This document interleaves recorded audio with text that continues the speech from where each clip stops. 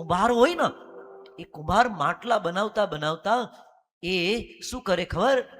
એકદમ કાચું માટલું હોય ને તો એ લાકડાની એક થેપલી રાખે અને પછી ધીમેથી એ માટલા ઉપર મારે, પણ નીચે હાથ રાખે, હે ને?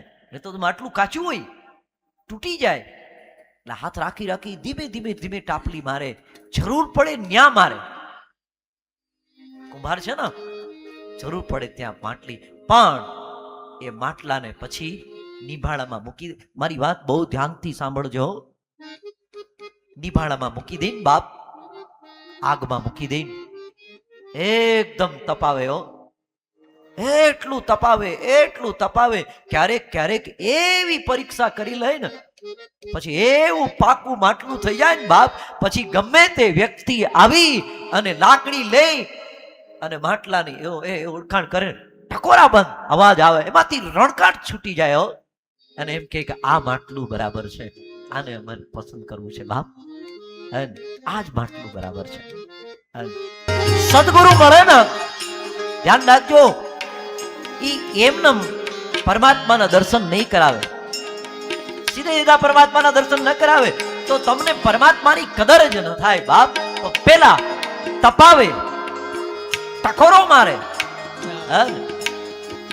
અને પછી એમ સમજે આની અંદરથી રણકાટ નીકળે છે, મધુર બોધો અવાજ નીકળે, ત્યાં સુધી પસંદ ના કરે હો, આ બોધું છે ઈ નહીં હાલે, હે? પણ અંદરથી રણકાટ નીકળે, પછી એમ કે આ પાકું માટલું થઈ ગયું, હવે આમાં પાણી ભરો, અમૃતને ભરો, અને ઈ અમૃત માટલામાં ભરાય બાપ, અને ઈ બધાયની તરસને છીપાવે હો બાપ. ઈ બધાય જેટલા લોકો તરસ્યા આવે ને, સમજાય છે? અને ઈ પછી તરસ બધાની છીપાવા માંડે હો બાપ.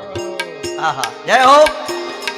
પછી એ સદગુરુ જ્યારે અંતરના પડદા ખોલી નાખે અને પછી આઠે પોરમાં ગમે તે કામ તમે કરતા હોય ને, ગમે ત્યાં હો, ગમે તે કામ કરતા હોય, ગમે તે સ્થિતિમાં હોય, ગમે તે અવસ્થામાં હોય, ગમે તેની હારે વાત કરતા હોય, પણ અંતરાત્મા તો તમારો ત્યાં જ પોકાર કરતો હોય, મારા સદગુરુ બાપ.